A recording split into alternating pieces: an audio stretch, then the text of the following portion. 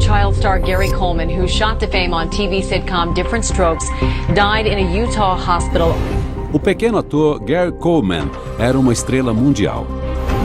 Nos anos 80, suas grandes bochechas, seu jeito esperto e seu bordão conquistaram o coração de milhões de pessoas. Na constelação de estrelas mirins, ele era o que mais brilhava. Mas no auge de sua fama, ele é atormentado por problemas de saúde. Diversos médicos, diversas hospitalizações. E quando sua carreira estagna, ele vai parar nas manchetes pelos motivos errados. Filing bankruptcy was my only reasonable alternative. Ele ganha a reputação de ser cabeça quente e uma série de prisões acabam acontecendo. Gary, what happened yesterday? As pessoas não o deixavam em paz. E a raiva dele aumentava. E em 28 de maio de 2010, Gary Coleman morre após um incidente na sua casa em Utah. Especulações logo começam a circular. There's still not a really clear answer to how he fell and how there was so much blood involved. Eu temia pela segurança do Gary. A vida do Gary parecia cheia de conflitos e controvérsias. E parece que a morte dele não foi diferente. Mas será que esta morte repentina foi resultado de um dos muitos problemas de saúde que atrapalhavam sua vida? Ou, como alguns acreditam, foi resultado de algo mais sinistro? Autópsia de famosos. Gary Coleman. O Dr. Michael Hunter é um renomado patologista forense. Ele já realizou mais de 4.000 autópsias. E hoje ele é o legista-chefe de uma das maiores cidades dos Estados Unidos. Trabalhando junto com as autoridades, o Dr. Hunter é especialista em desvendar a causa de mortes misteriosas. O Gary Coleman morreu sob circunstâncias misteriosas. Será que esta é apenas a história triste de uma estrela mirim que teve problemas? Ou será que tem algo mais? Usando todos os registros médicos e policiais disponíveis, eu vou analisar os últimos dias e horas da vida do Gary para determinar exatamente o que aconteceu com ele. 25 de maio de 2010, Santa Queen, Utah, 3 dias antes da morte de Gary. Gary está em casa brincando com seus trenzinhos. Ele tem esse hobby desde criança. O Gary era apaixonadíssimo pelos trens dele. Então, muitas e muitas vezes, ele ficava horas e horas imerso naquilo, criando outro espaço, outro reino para os trenzinhos dele. Então, ele adorava tudo aquilo. Gary mora com sua ex-mulher, Shannon Price, 18 anos mais nova. Eles se casaram em 2007 e se divorciaram um ano depois. Mas, apesar do romance conturbado, eles continuaram juntos. Nos últimos anos, Gary não tem conseguido mais papéis e diversas contas médicas por causa de uma série de problemas de saúde o deixam à beira da falência. Uma olhada inicial no histórico médico do Gary me mostra que ele teve diversos problemas de saúde durante grande parte da vida. Determinar se algum desses problemas contribuiu para a morte dele não vai ser fácil.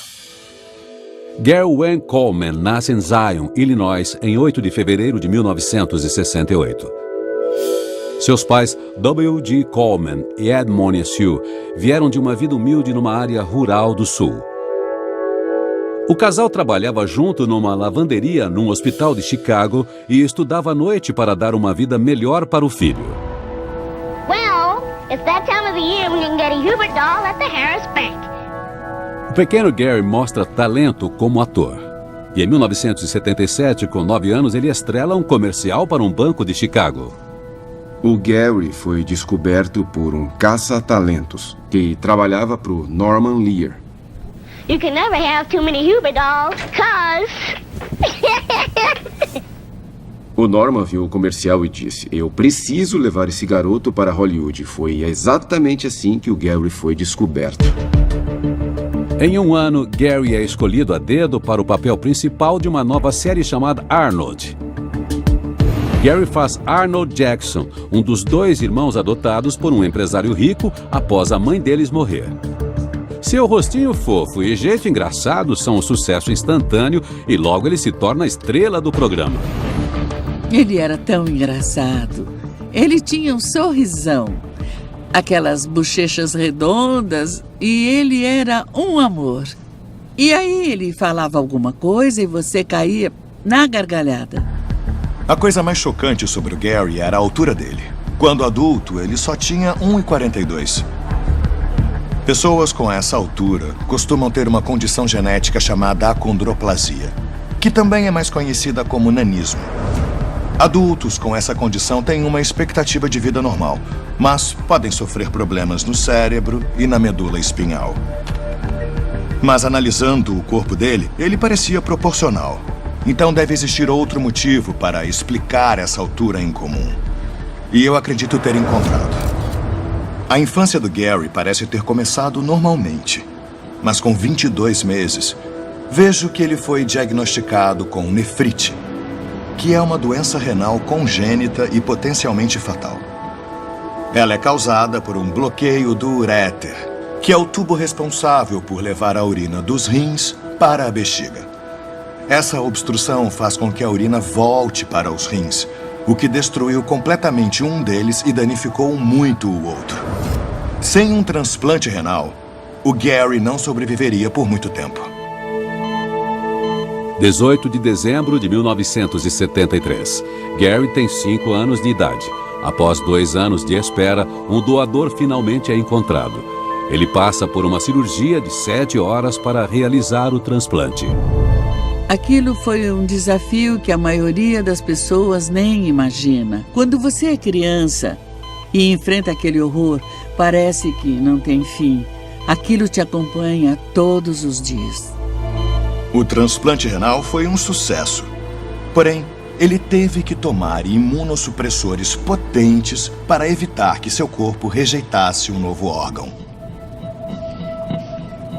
Uma vez, ele comentou com alguém que tomava tantos comprimidos que precisava andar com uma farmácia do lado. Estou vendo que um dos remédios que ele tomava era a prednisona, que é um esteroide que contém cortisol. E o excesso dessa substância por um longo período faz com que as bochechas inchem, uma condição chamada síndrome de Cushing. Além disso, o mais importante é que crianças que tomam esteroides, especialmente as que tiveram falência renal, têm o seu crescimento retardado. Ossos saudáveis contêm placas de crescimento. Elas permitem que os ossos cresçam durante a infância. Então, quando o rim para de funcionar, o metabolismo do cálcio é interrompido, fazendo com que essas placas de crescimento se fechem prematuramente e os ossos parem de crescer. Eu acho que os efeitos colaterais dos remédios que o Gary tomou, ou sua baixa estatura, não tenham nada a ver com a morte dele. Mas a combinação de nefrite com os esteroides potentes que ele tomava explicam a sua altura e sua aparência única. Se o Gary tivesse rins saudáveis, ele teria tido uma altura normal. Mas é a baixa estatura de Gary, suas bochechas grandes e a habilidade de fazer um papel bem mais novo do que sua idade que o lançam ao estrelato. Ele se tornou uma estrela porque ele tinha uma habilidade de falar uma frase que fazia todo mundo gargalhar. Ele era um gênio autodidata. Em 1981, Gary se torna o ator mais bem pago de um canal americano, supostamente ganhando por volta de $70 mil por episódio. Os pais de Gary largam o emprego para empresariar o filho e ficam com 20% de seus ganhos. O programa é um grande sucesso, mas por trás das câmeras, problemas começam a aparecer. 1983, Estúdios Metro Media Square. Gary tem 15 anos, mas ele está cada vez mais frustrado por fazer papéis mais novos, pela pressão crescente da fama e por sua saúde frágil. O Gary sozinho carregava o programa. Ele que mantinha ele no ar. E ele sabia disso. Ele estava cansado de ter que estudar no set. Ele queria ir para uma escola normal. Ele queria ser uma criança normal. O Gary queria parar de trabalhar. Ele não queria fazer a temporada seguinte, mas os pais dele insistiam. Eles falavam, só mais uma e chega. O Gary disse que iria parar de trabalhar, o que significava uma grande diminuição na renda de várias pessoas que ele tornou muito ricas. O Gary estava claramente sob muita pressão durante as filmagens de Arnold. Ele trabalhava bastante e tinha uma responsabilidade enorme para alguém tão jovem. E eu achei uma coisa no histórico médico dele que indica que seus problemas renais foram algo recorrente durante toda a sua vida. Nós sabemos que o Gary passou por um transplante renal aos 5 anos. Então o que eu quero saber é por que ele estava fazendo diálise semanas antes de sua morte. 26 de maio de 2010. Hospital Utah Valley. 8 da manhã. 2 dias antes da morte de Gary. Ele está fazendo sua sessão de 4 horas de diálise. A diálise serve para limpar as impurezas do sangue. Ela funciona como um rim mecânico. O sangue passa por uma máquina e as impurezas são filtradas. Aí o sangue purificado é bombeado de volta para o corpo. Eu sei que o Gary passou por um transplante renal aos 5 anos, mas estou vendo aqui que aos 14 anos, no auge de sua fama, ele teve falência do rim transplantado. Então, ele teve que fazer autodiálise antes que outro órgão fosse encontrado para ele. Mas não há descanso para Gary, que continua trabalhando por horas no programa. No mundo das séries de televisão, você tem que trabalhar por horas, 15 horas por dia. E como ele se tornou uma estrela, ele talvez tivesse que se esforçar mais do que os médicos gostariam.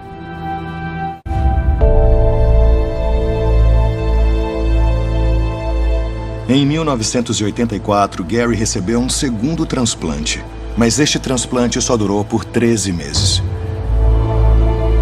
E na véspera de Ano Novo de 1985, ele teve que retirar esse rim transplantado. Isso significava que ele não tinha nenhum rim funcionando. E explica por que ele estava fazendo diálise dias antes de sua morte. O Gary ficou tão abalado por ter perdido aquele segundo rim que ele não estava a fim de tentar outra vez. Ele não sentia que a ciência tinha se desenvolvido bastante para garantir que ele não teria que se despedir de mais um outro rim. Perder um órgão transplantado é muito traumático. O Gary passou por isso 2 vezes, então deve ter sido tão difícil para ele, porque a alternativa que ele optou, fazer diálise para o resto da vida, é uma prova dessa perda que ele sentiu quando esses 2 transplantes não deram certo. Daí em diante, Gary faz diálise para o resto de sua vida. Desde que eu o conheci, ele fazia diálise 3 vezes por semana. E tudo girava em torno da diálise. Mas ele não reclamava dessas coisas. Ele enfrentava o que tinha que enfrentar, o que era uma parte interessante da personalidade dele. Ele não esperava que tivessem compaixão. Quando a gente filmava com o Gary, depois de ele ter saído da diálise, sério, ele era o melhor Gary possível, sabe? Ele era enérgico, vibrante, ele estava ali realmente com tudo. E aí você ia vendo um declínio. Mas a diálise não é uma solução em longo prazo. A expectativa média de vida de alguém em diálise é de 5 a 10 anos. E o Gary dependeu dela por mais de 25 anos. As toxinas se acumulam na corrente sanguínea e são distribuídas para todos os órgãos vitais. Se esses órgãos forem danificados ou com o tempo pararem de funcionar, é o fim da linha. 3 dias da semana, pela vida toda, ele ficava lá, sentado com um tubo enfiado no peito, tendo que fazer a diálise. E deve ter sido difícil pra caramba conviver com isso.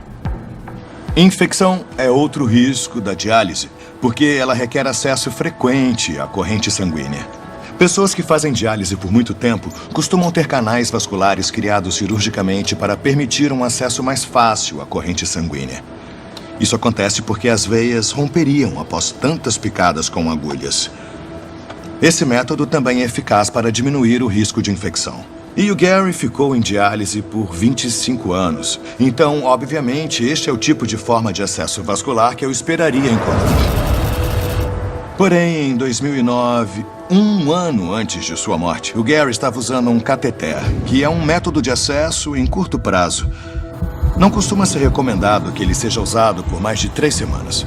Não tenho informações sobre o porquê disso, mas suspeito que tenha sido por um problema no canal vascular criado cirurgicamente.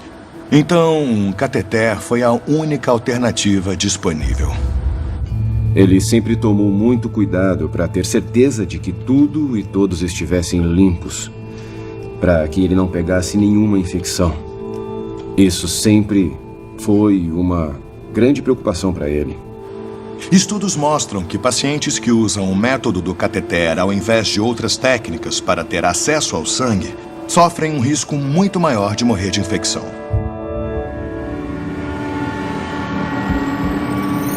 Isso ocorre porque bactérias, algumas resistentes a antibióticos, podem viajar pelo cateter e entrar na corrente sanguínea, resultando numa complicação fatal.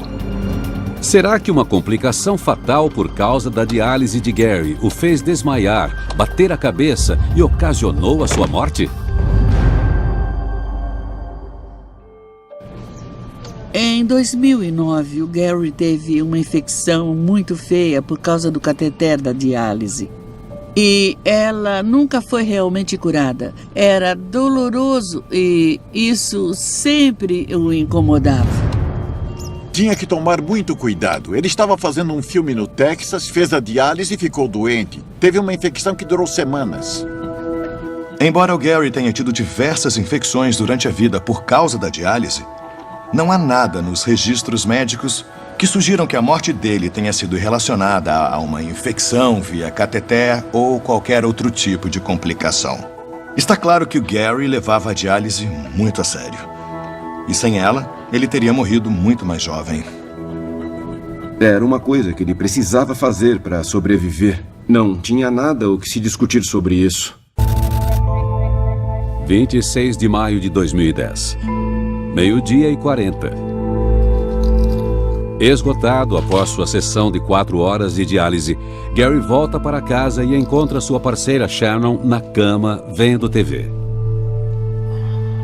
Uma das grandes complicações de não ter rins que funcionam é o aumento do risco de uma doença cardiovascular. O estresse também é um grande fator que contribui para doenças cardíacas e sabemos que o Gary estava sob bastante estresse.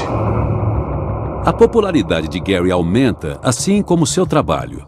Sua agenda é exaustiva. Ele não trabalhava só na série Arnold. O Gary trabalhava o ano todo. Ele basicamente trabalhava sem parar.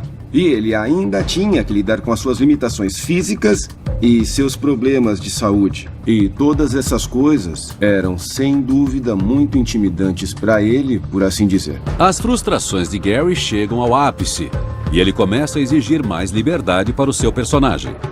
O Gary começou a falar bem mais sobre o descontentamento dele, sobre se sentir meio preso. Ele queria ter uma voz mais criativa no processo de criação e nas falas do programa. O Gary fazia um personagem bem mais novo do que ele, então enquanto na vida real ele estava crescendo emocionalmente e fisicamente, na TV ele estava estagnado. Isso deve ter criado um grande conflito interno nele. Ele era um jovem adulto que era visto como uma criança por todos ao seu redor. A insistência de Gary em usar sua idade real faz a audiência cair. E em 1986, Arnold é cancelado. Quando a série Arnold acabou, o Gary quis se aposentar do showbiz. Ele estava esgotado. Alcançar a fama quando criança e ter que lidar com essa autocompreensão amplifica essa noção de não ter uma vida privada e também pessoal. É algo que pode ser muito ruim, não só no momento, mas depois, como adulto também. Para uma estrela mirim, quando o trabalho não é mais divertido, tem pessoas em volta dela que a pressionam para continuar. Então, o ressentimento cresce. Aquela sensação de estar perdendo a infância pode se manifestar como uma coisa que se dane tudo. Mas não é só a pressão de ser uma estrela mirim que cobra o seu preço. Quando Arnold acaba, estima-se que Gary tenha acumulado uma fortuna incrível de 18 milhões de dólares. Quando Gary fez 18 anos, grande parte da grana que ele esperava ver na conta dele simplesmente não estava lá. Gary acredita que seus pais e assessores o enganaram em relação ao seu suado dinheiro. Acho que os pais do Gary Assim como qualquer um faria, não pensaram que, ei, nós precisamos guardar uma grana porque algum dia esse rio de dinheiro vai secar. Em 1993, Gary processa seus pais com sucesso, mas após as custas legais, ele supostamente volta para casa com menos de $500 mil. O Gary acabou processando os pais dele, pois acreditava que eles administravam mal o seu dinheiro. Isso deve ter sido devastador para ele. Essas eram as pessoas que na cabeça dele o apoiavam. Se não podemos confiar nas pessoas próximas de nós, isso afeta nossos relacionamentos, não só profissionais como pessoais no futuro. Mas as questões financeiras de Gary são só o começo. Seus problemas de saúde constantes continuam a atormentá-lo. Eu sei pelo histórico médico do Gary que ele teve cardiomegalia e teve que fazer uma cirurgia por causa disso. Outubro de 2009. Hospital Utah Valley. Um ano antes de sua morte. Gary passa por uma cirurgia no coração para substituir sua válvula aórtica. É um procedimento longo e complicado. O Gary, na verdade, fez diversas cirurgias no coração que as pessoas nem sabem. Pessoas com falência renal têm fluidos em excesso no corpo que deveriam ser eliminados pelos rins. O coração tem que trabalhar bem mais para bombear o sangue e o excesso de fluidos pelo organismo. E como um músculo, ele cresce, as válvulas enfraquecem e o risco de uma parada cardíaca aumenta. Substituir a válvula aórtica era a única opção dele. Era interminável. Diversos médicos, diversas hospitalizações e essas coisas eram caras. É por isso que ele precisava tanto continuar trabalhando no show business para pagar tudo isso.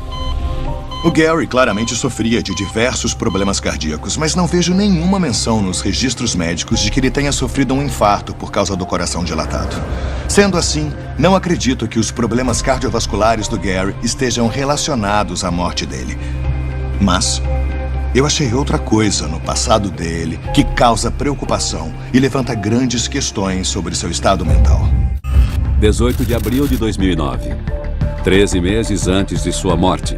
Após uma briga feia com Shannon, Gary toma uma decisão impulsiva. Ela fica sem opções, a não ser ligar para a polícia. Quando a polícia chegou, eles o encontraram num quarto, no andar de cima.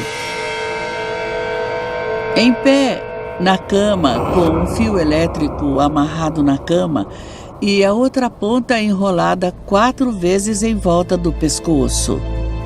Ele disse que queria se matar e quando o policial disse, não, deixa eu te ajudar, deixa eu tirar isso de você, o Gary falou, não, me deixa morrer, eu quero morrer, eu quero morrer.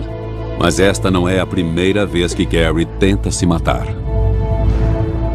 Aquela pressão na vida do Gary se tornava imensurável de vez em quando. E, se eu não me engano, ele devia ter uns 13 ou 14 anos quando ele tentou se suicidar pela primeira vez. Era mais do que ele podia aguentar, ter que levantar todas as manhãs e enfrentar os problemas de saúde junto com toda a pressão de ser Arnold Jackson. Os problemas crescentes de saúde não são a única preocupação de Gary. Ele não consegue mais papéis e o dinheiro acaba. I didn't expect you guys at 3 o'clock in the morning. No, I know. We were here for Nicole Richie, but you're a bigger star than Nicole. No, Nicole actually works a lot more often than I do. Ele adoraria ter trabalhado mais, mas não havia tantos papéis para ele. Aos 31 anos de idade, Gary é forçado a fazer uma declaração pública muito difícil. Filing bankruptcy was my only reasonable alternative. Ele não tem outra opção a não ser aceitar um emprego como segurança no set de um filme de Hollywood. O Gary falou sobre ser segurança porque ele não tinha muita grana e precisava de um emprego. Fazer alguma coisa que tivesse um propósito era importante para ele e toda a ridicularização que ele sofreu por ter se tornado segurança foi terrível. Man, get the fuck off our car!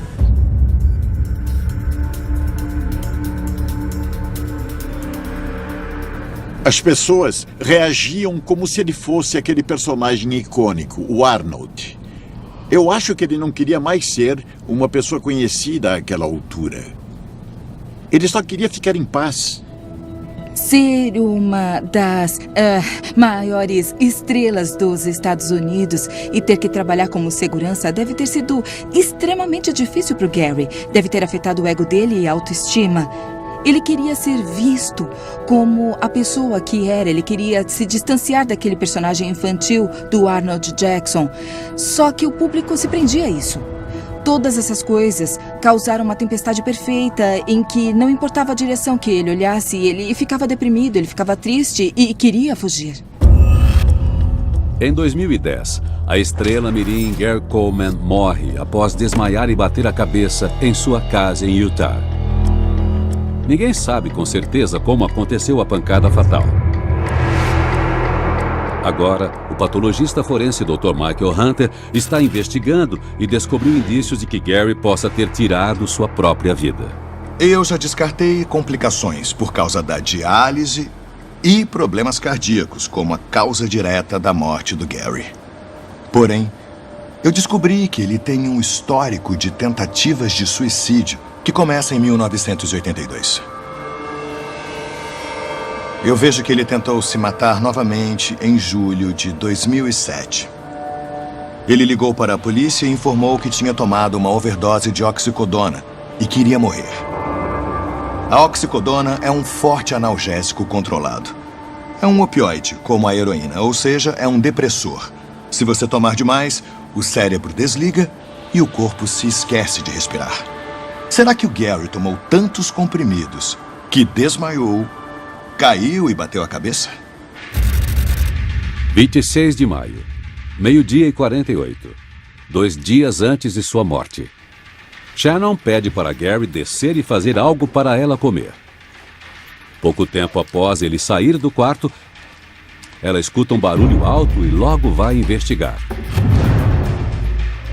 Shannon encontra Gary caído no chão da cozinha com sangue escorrendo de sua cabeça. Chocada com a cena, ela corre para o andar de cima e liga para a emergência. Este é o áudio original da chamada feita por ela. Head is bloody. There's blood all over the floor. I don't know what happened. I really don't know what happened. I just heard this bang and I went down there and he's on the floor. 1h05 da tarde. Como solicitado pela emergência, Shannon volta para a cozinha e dá uma toalha para Gary parar o sangramento. And there's like blood all over and I can't really help him. I have seizures. If I get stressed out, I'm gonna seize. I got blood on myself. I can't deal. 1h15 da tarde. Um policial é o primeiro a chegar no local. Ele cuida do ferimento de Gary enquanto aguarda os paramédicos. Gary está pouco consciente e não se lembra do que aconteceu. 1h30 da tarde. Gary consegue andar com auxílio até a ambulância. Ele é levado às pressas para o hospital. Lendo o relatório da polícia, vejo que o Gary teve uma laceração de 5 centímetros atrás da cabeça. Esse tipo de ferimento é bem inconsistente com uma simples queda. Entretanto, eu acho que essa queda não teve nada a ver com Gary ter tomado analgésicos controlados, já que eu não achei nenhum sinal de oxicodona nos relatórios da investigação. E mais importante ainda, há relatos de antes das tentativas de suicídio que indicam que o Gary nunca quis realmente tirar a própria vida. O Gary veio até mim e disse: "Ei, eu tomei um monte de comprimidos e... Eu tentei cometer suicídio. Então, será que o Gary estava querendo atenção? Com certeza sim. Se ele realmente tomou alguma coisa que poderia causar a morte, não. Eu acho que foi só um pedido de ajuda, sabe? Por causa do estado de depressão em que ele vivia." Se o desânimo do Gary era genuíno, sem dúvida. Se o desespero dele era real, sem dúvida. Se ele realmente queria morrer, não. Acho que tentativas de suicídio devem ser levadas a sério. A noção de que talvez tenha uma parte da pessoa que ainda queira viver é com certeza real para muita gente, mas chegar ao ponto em que o único jeito de comunicar a sua tristeza é declarar em voz alta essa ideia de que eu preferia estar morto do que me sentir desse jeito é uma coisa que ele estava dizendo alto e claro várias e várias vezes. 27 de maio, meio-dia. 24 horas antes de sua morte. Gary está se recuperando em um hospital há 24 horas, mas os médicos ainda o monitoram de perto. Naquele momento, o Gary estava consciente e lúcido e se recuperava do ferimento na cabeça. O estado de saúde dele não me daria nenhum motivo de preocupação. 4 da tarde, 20 horas antes de sua morte. O estado de Gary se deteriora de repente e ele perde a consciência. Em algum momento, ele entra em parada cardíaca e os médicos lutam para salvá-lo.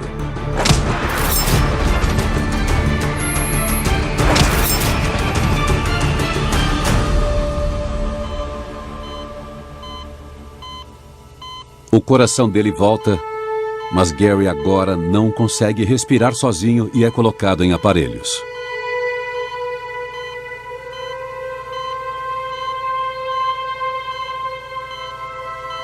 Aproximadamente 48 horas após seu ferimento na cabeça, os médicos informam sua parceira que ele teve morte cerebral e não há nada mais que possa ser feito. Pouco antes do meio-dia de 28 de maio, Shannon Price toma a decisão de desligar os aparelhos.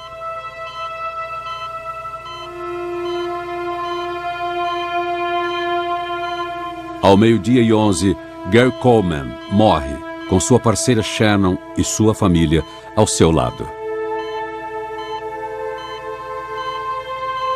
Former child star Gary Coleman, who shot to fame on TV sitcom Different Strokes, died in a Utah hospital on Friday.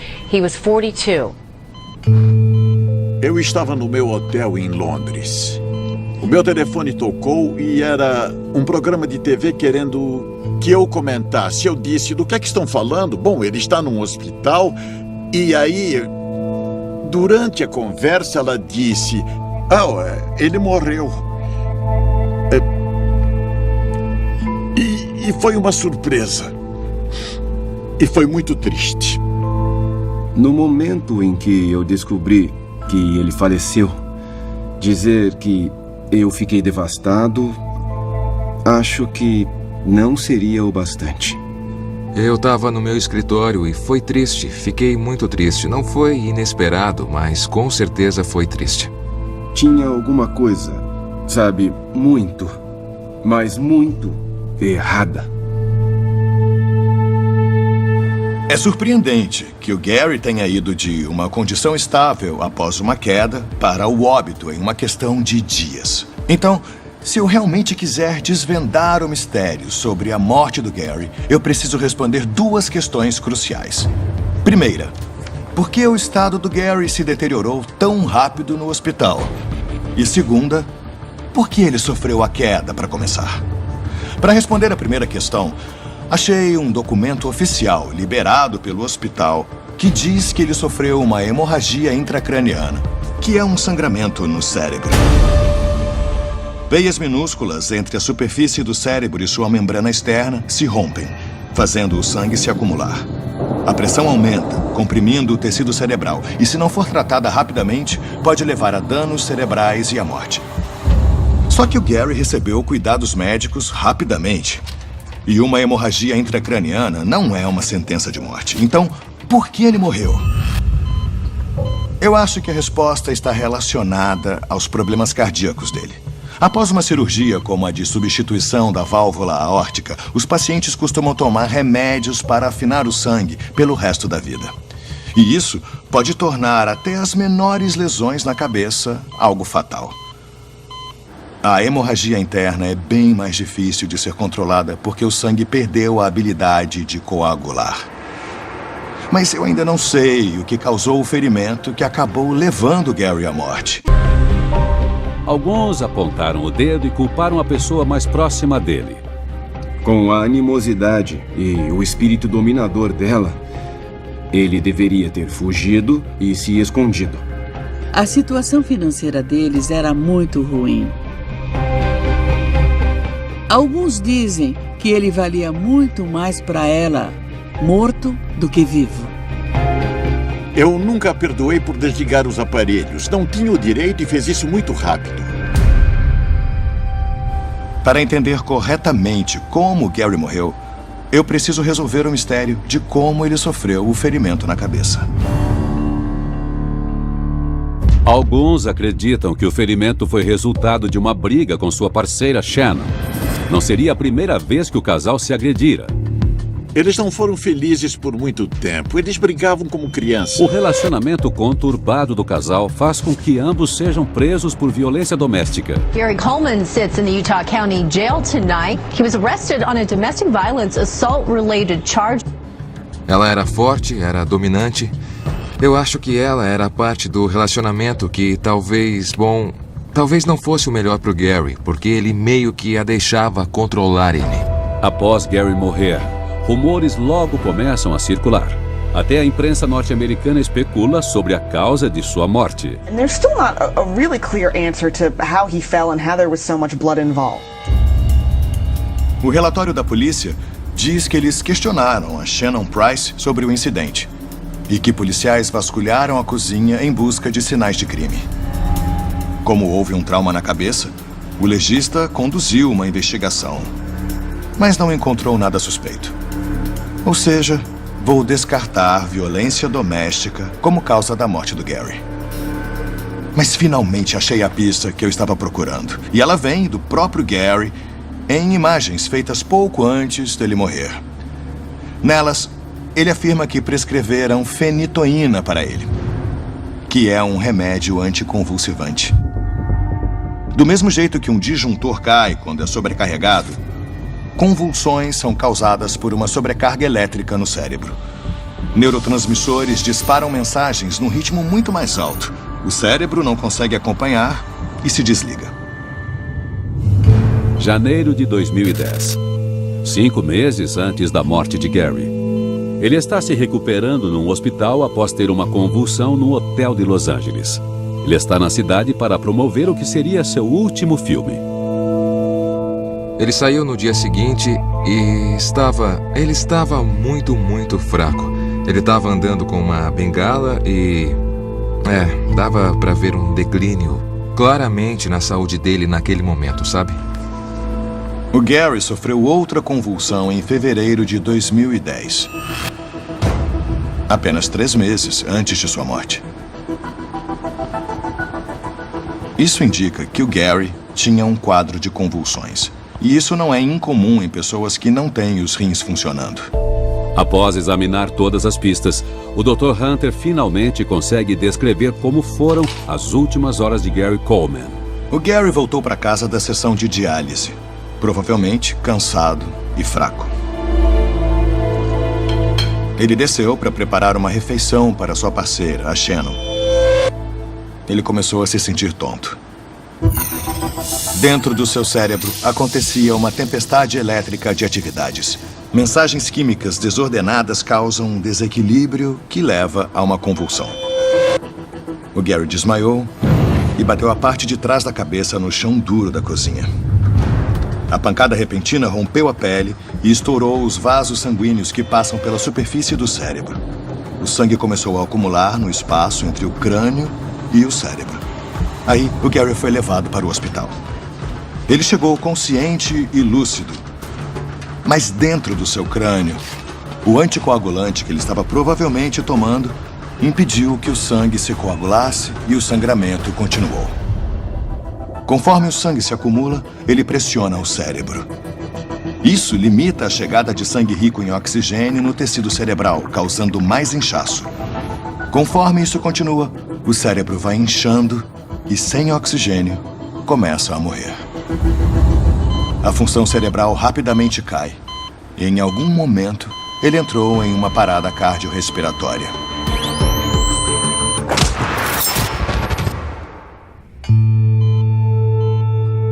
O Gary teve morte cerebral. Os médicos nunca permitiriam que os aparelhos fossem desligados se houvesse alguma chance dele ter sobrevivido. A decisão de desligar os aparelhos foi tomada. E ao 12:11, ele morreu.